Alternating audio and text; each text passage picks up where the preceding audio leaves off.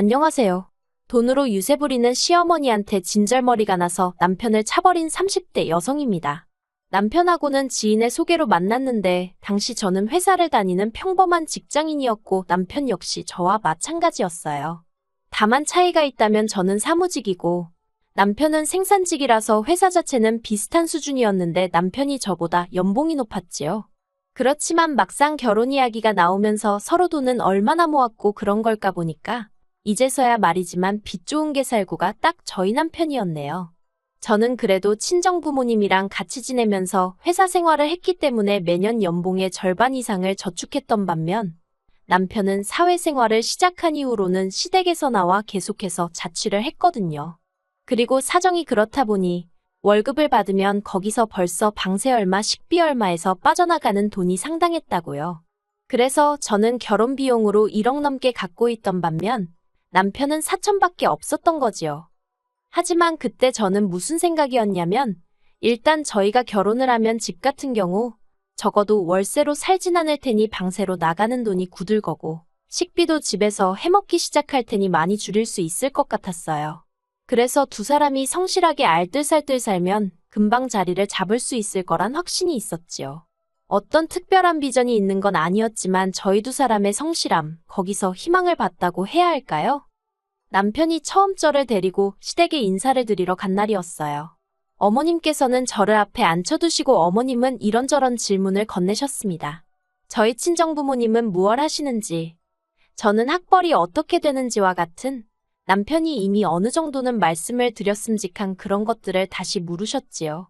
그리고 저는 딱히 숨길 것도 없었기에 질문마다 성심성의껏 답해드렸습니다. 하지만 친정부모님의 재산이라던가 그런 걸 여쭤보셨을 때는 조금 난처했어요.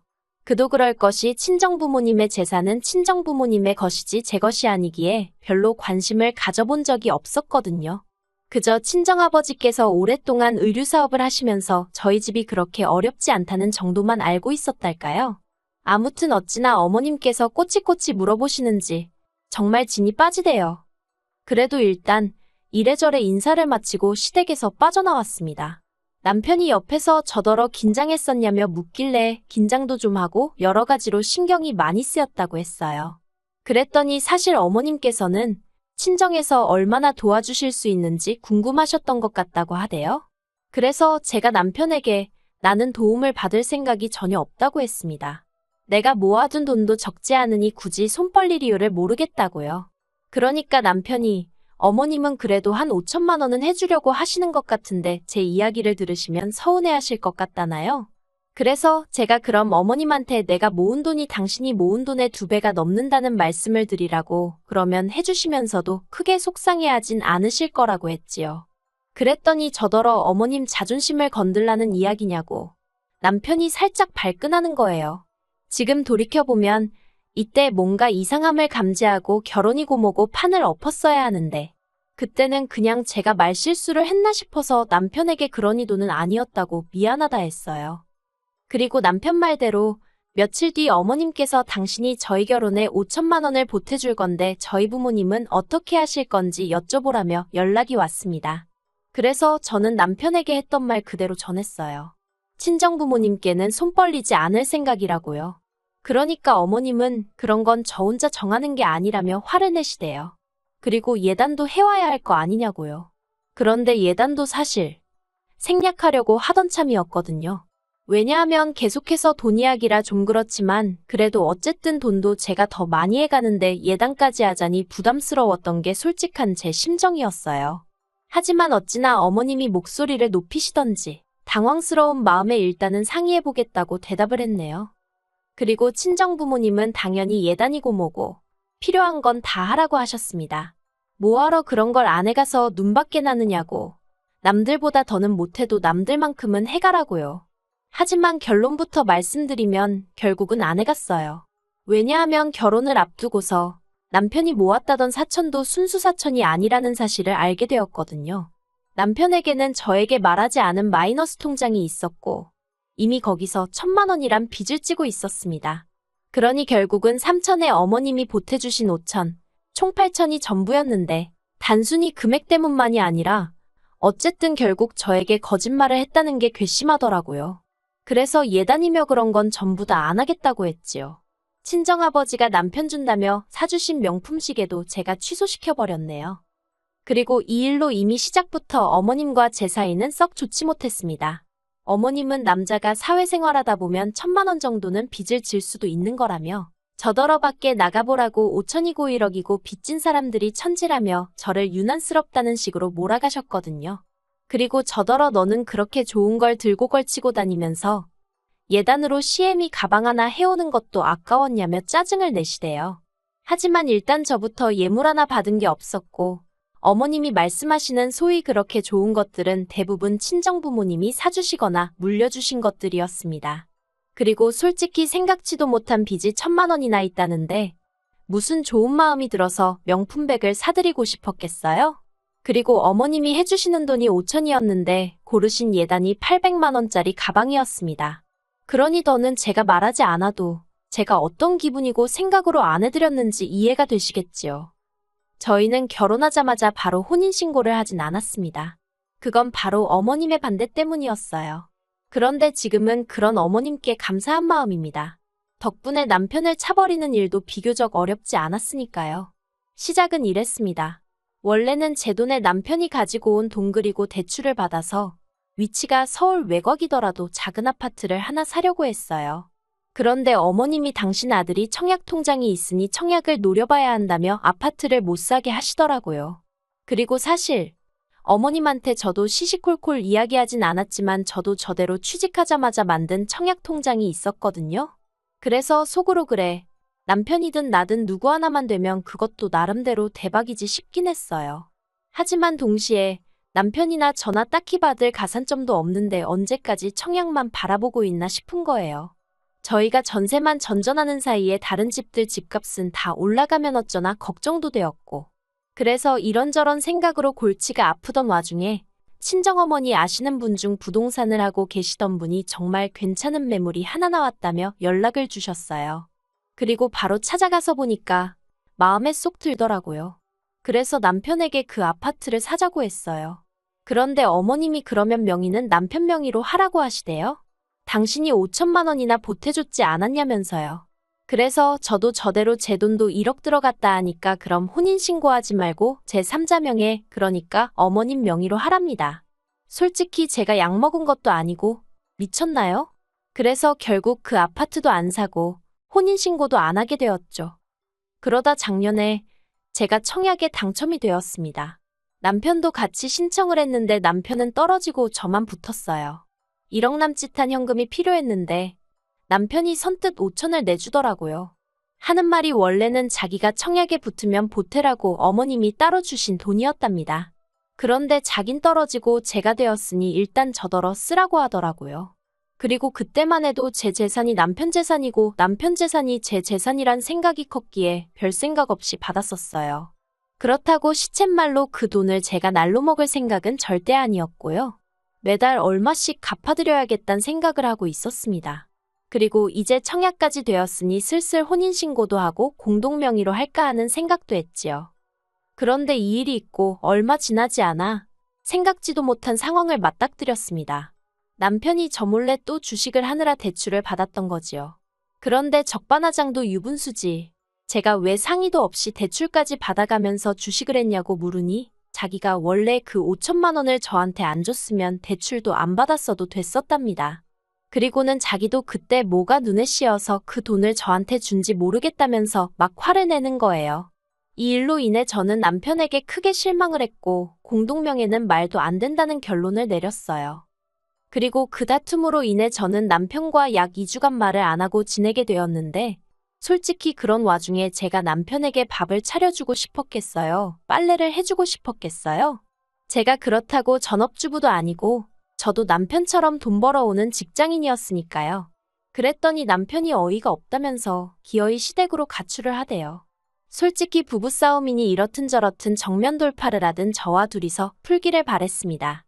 하지만 남편이 시댁에 가면서 상황은 걷잡을 수 없이 복잡해졌고 결국 보시다시피 이렇게 갈라서게 된 거예요. 남편이 집을 나간 지 5일째 되던 날 어머님이 연락도 없이 집에 찾아오셨어요. 그래서 문을 열어드리니 중문이 부서질 듯 밀고는 들어오시대요. 그리고는 이런저런 이야기는 할 것도 없다며 제가 너무 괘씸하니 당신 돈 1억을 토해내랍니다. 그래서 제가 그게 갑자기 무슨 말씀이시냐고, 무슨 1억을 말씀하시는 거냐고 물었어요. 그랬더니 결혼할 때 준 5천하고 이번에 당신 몰래 당신 돈 5천을 제가 빼돌리지 않았냐면서 그거 당장 내놓으라는 거예요. 어이가 없어서 결혼할 때 주신 5천은 저 좋으라고 저한테 주신 돈이 아니지 않냐? 그 돈은 지금 이 집 전세보증금으로 다 들어가 있으니 전세계약 끝날 때 받아가시라 했습니다. 그리고 다른 5천은 빼돌렸다니 그런 말씀 마시라고. 제가 뭐라 말 한마디 한 것도 없는데 어머님 아들이 먼저 쓰라고 준 거라고. 그렇지만 어쨌든 내놓으라니 알겠다 드리겠다 했어요. 그런데 제가 보인 반응이 아마도 어머님이 기대하셨던 반응과는 사뭇 달랐던 모양이래요. 어머님께서는 당황하신 듯 헛기침을 몇 번 하시더니 내일 당장 내놓으라는 어거지를 쓰기 시작하셨거든요. 그래서 전세보증금을 당장 어떻게 내일 빼드리냐고 어렵다고 했습니다. 그리고 나머지 5천도 일주일이라도 시간적 여유를 주셔야 하는 거 아니냐고 했지요. 그랬더니 그건 제 사정이지 당신 할 바가 아니라나요? 그러더니 아니면 그 청약 당첨된 아파트 명의를 당신 아들 명의로 바꾸랍니다. 그러면 그 5천은 안 받겠다면서요. 한마디로 어이가 없었죠. 제가 무슨 바보도 아니고 당첨된 아파트는 이미 피가 5천 넘게 붙은 상황이었으니까요. 그래서 어머님더러 세상에 그런 계산법이 어딨느냐고 그렇게는 못 드린다 했습니다. 그리고는 전세보증금 중 5천은 전세계약 끝날 때 드리고 다른 5천은 어떻게든 내일 드릴 테니 기다리시라 했어요.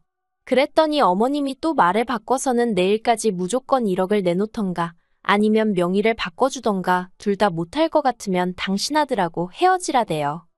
그리고 그 이야기를 듣는 순간 머리를 망치로 한 대 맞은 듯 했습니다. 솔직히 남편이 그렇게 돈 가지고 사람을 실망시키고 뒤통수를 쳐도 저는 남편과 헤어지는 건 생각해 본 적이 없었거든요. 그냥 저 사람 손에다 돈이랑 관련된 건 맡기지 말아야겠다는 생각만 했을 뿐이에요. 그런데 어머님이 먼저 나서서 헤어진 애만의 명의가 어쩌고 하시니 도대체 둘이서 무슨 작당 모의를 했길래 저런 소리가 나오나 싶은 게 남편한테 배신감까지 들더라고요. 그래서 제가 아파트 명의가 잘 사는 아들 부부더러 헤어져라 마라 할 정도로 중요한 거였냐고 그러면 저도 더더욱 아파트 명의를 포기하면 안 되겠다고 어머님 아들하고 헤어지겠다 해버렸습니다. 그러자 어머님은 이번에도 당신이 기대하신 대답이 아니었는지 뒷골이 당기네 쓰러지네 어쩌네 하시더니 댁으로 돌아가셨고요. 그 이튿날 남편이 집에 들어왔어요.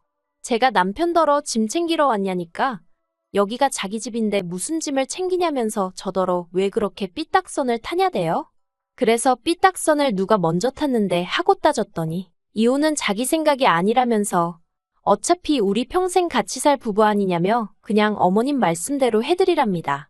아파트 명에 그까짓 게 뭐가 중요하냐면서 일단 자기 명의로 해주고 그냥 어머님 살아계시는 동안 어머님 말씀 잘 듣고 살면 결국 어머님 재산 다 우리한테 넘어올 거 아니냐며 그럼 그때 그 재산으로 제 앞으로 아파트를 사던지 외제차를 사던지 마음대로 하라나요? 어이가 없어서 제가 남편더러 어머님 뭐 내후년쯤 돌아가시기로 하셨대냐고 소리를 획 질러버렸어요. 그랬더니 저더러 무슨 말을 그렇게 하냐면서 방방 뛰는 거예요. 그래서 제가 남편더러 다 필요 없다고 내일까지 이렇게 다 줄 테니까 그 돈 받고 눈앞에서 꺼지라 했습니다. 당신이랑 나랑 애 낳고 산 것도 아니고 겨우 1년 넘게 살았는데 그까짓 거 뭐 똥빨 봤다 생각할 테니까 그 잘난 1억 받아서 어머님이랑 하하호호 즐겁게 살라 했지요. 그랬더니 남편이 저더러 정말 왜 그러냐면서 좀 좋은 쪽으로 생각을 해보라는 입에 침도 안 바르고 씨도 안 먹힐 소리를 하더라고요. 하지만 제가 정말 눈도 안 마주치고 상대도 안 해주니까 지도 자존심이 상한 건지 한 두어 시간 있다가 다시 나가대요. 그리고 결국 그렇게 저희는 갈라섰어요. 이튿날 오전에 친정부모님한테 찾아가 상황을 말씀드리니 바로 1억을 만들어주셔서 어머님한테 보냈습니다. 그랬더니 곧바로 어머님이 전화하셔서는 당신이 진짜 1억 때문에 그랬겠냐면서 저더러 1억 다시 줄 테니까 아파트나 공동명의로 하고 남편한테 미안하다고 전화나 한 통 넣으라대요. 그래서 제가 어머님께 저는 미안한 거 없다 했습니다. 그리고 생각해봤는데 남편은 없어도 되는데 아파트는 없으면 안 되겠다고 막말로 아파트 값이 얼만데 남편이 어느 세월에 그 돈을 벌어오겠냐고 했죠. 그랬더니 어머님이 저더러 괘씸하네 못된 내 돈에 환장했냐? 듣는 둥 마는 둥 하면서 내내 하다가 전화 끊었습니다. 전세집은 집주인에게 상황 설명을 하니 사실 자기들도 계약 연장은 어려울 것 같아서 어떻게 말을 꺼낼지 걱정이었다며 흔쾌히 이해해 주더라고요. 그래서 그 일이 있고 2주 정도 있다가 전세 보증금 다 돌려받았어요. 남편이 결혼할 때 가져온 8천 중 2천은 이것저것 결혼식부터 시작해서 잡다한 거에 썼으니까 그거 빼고 어머님이 땡겨가신 5천 빼고 남편 마이너스 통장 같이 갚았거든요. 그래서 딱히 돌려줄 만한 남은 돈이 없대요. 그래서 하나도 안 돌려줬어요. 그랬더니 남편이 저더러 횡령이네 도둑질이네 하길래 법대로 하던지 말던지 하라 했습니다. 저도 다 믿는 구석이 있으니 그렇게 질러놨지요. 솔직히 저 정말로 남편이 좀 돈 문제로 사람 속을 썩이긴 했어도 사람 자체는 나쁜 사람이 아니라고 생각해서 잘 살아보려고 했거든요. 제가 조금만 서포트해주면 더 잘 될 사람이라고 생각하면서요. 그런데 뭐 그 1억 때문에 사람을 들들 볶는 어머님을 보고 있으니 내가 무슨 영광을 누리겠다고 이러고 있나 싶대요. 그래서 지금 제가 내린 선택의 후회는 전혀 없습니다. 저는 이제 아파트 중도금만 생각하면서 잡생각하지 말고 열심히 돈이나 벌어야겠어요.